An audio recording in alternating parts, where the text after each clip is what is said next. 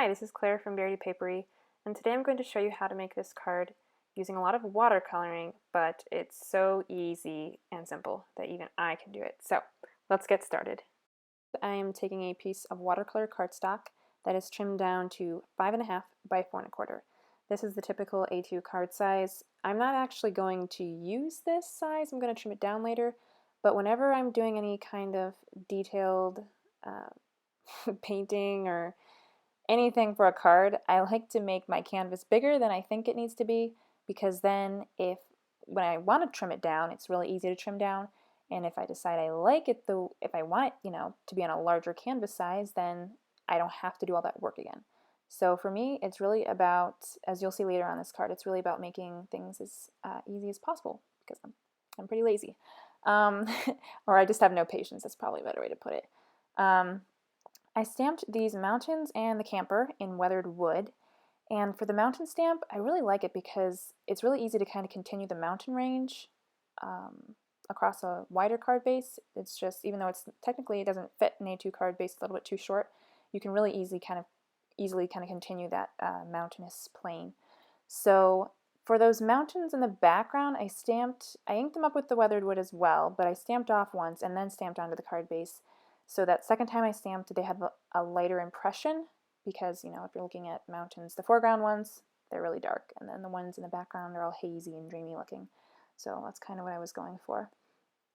To color this, I'm using a lot, or not actually a lot, I'm actually only using 2 colors of Zig Clean Color pens. The first one is light gray, and I kind of use that light gray as the base for most of this card. The other grays in this card I really couldn't tell you, because I have like maybe 10 different gray colors, and I was using bits and pieces of all of them at different points, so, just use whatever grays you feel like.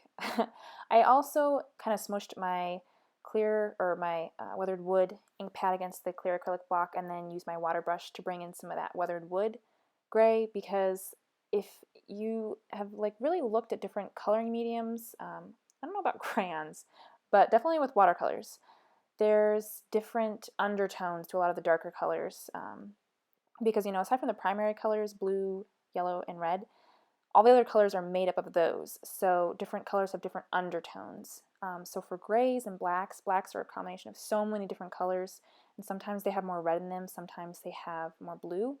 So that's the same thing with grays. I think the grays that I were using had a more reddish undertone. I'm not really sure, but some of the other grays that I tried using later, they definitely had a distinctively more different undertone than the other grays that I was using.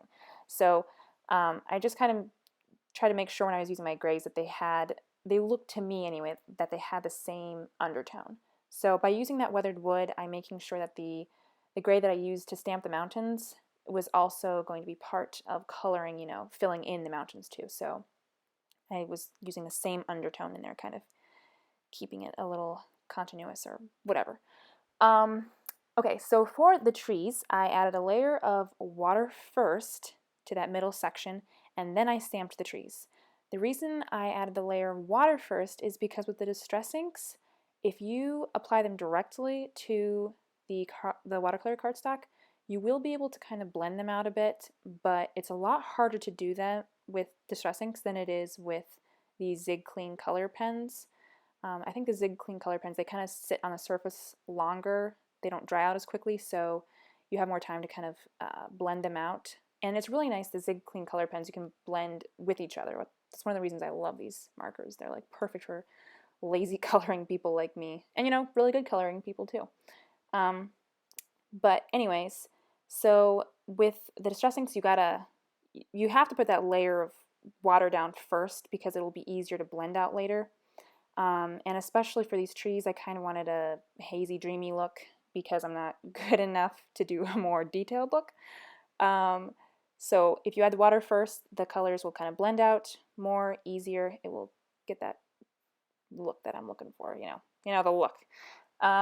So before I go in and color the ground, I made sure I dried the trees with my heat gun, because if you don't dry the sections first, then some of the colors may bleed into each other, which is not a good thing unless you're going for that.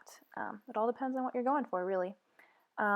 But for underneath this camper, it's really, this is just a ton of different grays and tan inks, and yeah, I didn't really know what I was doing there. I just had a lot of blobs of color. That is literally how I watercolor. I just add blobs of color, and I know general principles of undertones and stuff like that, but how to watercolor, I don't know. It's really forgiving, which is why watercoloring is really the only painting I can do.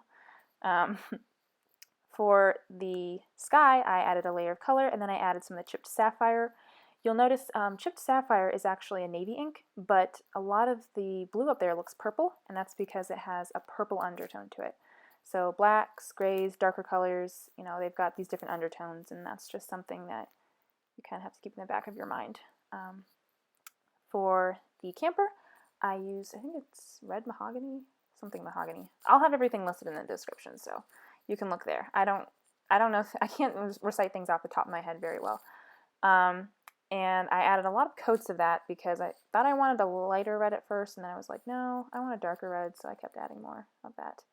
All right, so now I'm sandwiching it between a couple pieces of scratch paper, and then I ran it through my laminator, and that kind of flattened it out, because when you do watercolor pieces, and that's the one downside of watercolor, the paper gets pretty warped if you do a significant amount of watercoloring on it.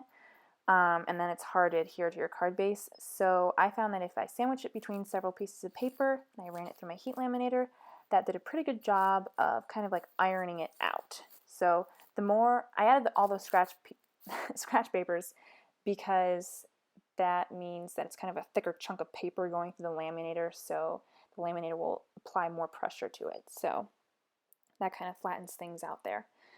So I die cut the card base or the card panel down to the size that I wanted, and I stamped this sentiment from Hello Gorgeous. And now I'm going to adhere the panel down to the card base. This is just a huge pack of one-sided adhesive foam, tons of different colors I got on Amazon. I'll link to that as well. And I really like it because if you're mailing these items or just mailing your cards, a lot of times if you're using dimensional tape, just like little pieces, like little squares or circles, then it will kind of get bent in weird ways. So if you use like a solid piece of foam, your chances of things bending weird in the mail are significantly decreasing. I don't know. And it's really nice, this foam, you only have to add adhesive to one side of it, so I really like that.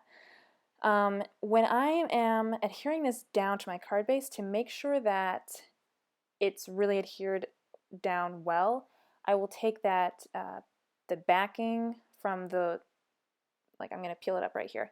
I'm going to take that backing and I'm going to put that underneath my clear acrylic block, and I'm going to use the clear acrylic block to apply even pressure over the front of my card base.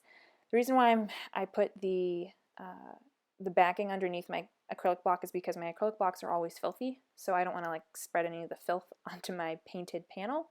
So I put the backing underneath it, and then I can apply even pressure and I don't get yuckiness anywhere on that panel that I spent so long. I didn't actually take that long to paint it. Maybe 15 minutes, I don't know. And that's the card. So you can add little accents if you want. And I did some little glossy accents on the window here.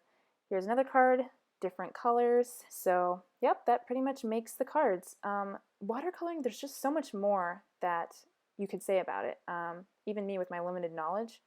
So, don't stop here with your watercoloring. And don't be afraid of it. Like, if someone lazy like me can do it, then pretty much anyone can do it. So you can find detail in the video description, as well as all of the supplies except for the gray markers. I'm not sure which gray markers I used, so I'll just put all of them down. Yeah, so I hope you enjoyed the video again, and I hope you have a great day. God bless. Bye.